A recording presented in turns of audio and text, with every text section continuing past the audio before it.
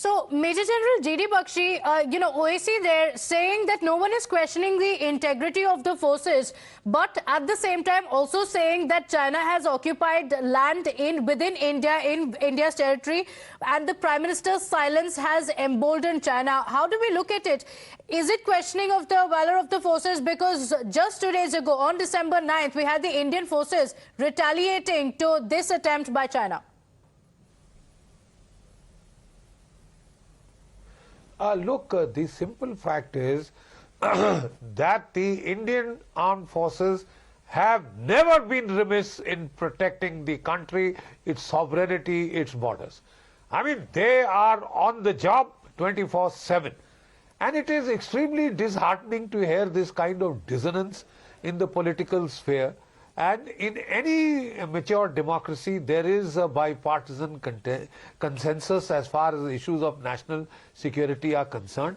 And I do hope and wish and pray as a former veteran, as a military veteran, that we maintain that tradition of a non-partisan, bipartisan consensus.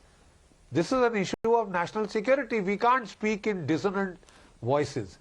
Now, that having been said, I think the time has now come that we must insist that we take China to task. China cannot impose its playbook on India, right? If China doesn't want weapons to be used, no weapons will be used. I mean, says who? China is the one who's carrying out the aggression. China is the one who is trying to intrude into our territory, alter the status quo to its advantage. We have all the right to retaliate. And, the only fact is that we are just simply retaliating. We are doing a tit for tat. It's now about time that we graduate to a more proactive stance, like we did, in the Ladakh standoff in the Kailash range.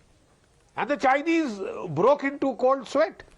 But, within the first thing that we gave back in a fit of generosity was the Ladakh ranges occupied at such, cost by our forces. So the fact of the matter is, we can't give China an easy option. Here is a safe, very low risk scenario. Wherever you want to divert the attention of your people, turn to India. Okay. I think we have to do what we did in 1967 when General Sagat Singh forbade there will be no pushing, shoving, wrestling, boxing with the Chinese army. You have been issued weapons and ammunition, fire for effect. Use it for effect. And when the Chinese misbehaved in Nathula, General Sagat Singh had the fire of medium artillery opened. The 5.5-inch guns opened up from Milla. And let me tell you, the exact figures are not the 400 which is being quoted in the media. 750 Chinese were killed or wounded. No, but has such a strong message been given this time around as well, Major General? Injuries on both sides. Yes, India has responded to this transgression by China. There's a lot to talk about. Of course, the infrastructure that has been built along the area as well.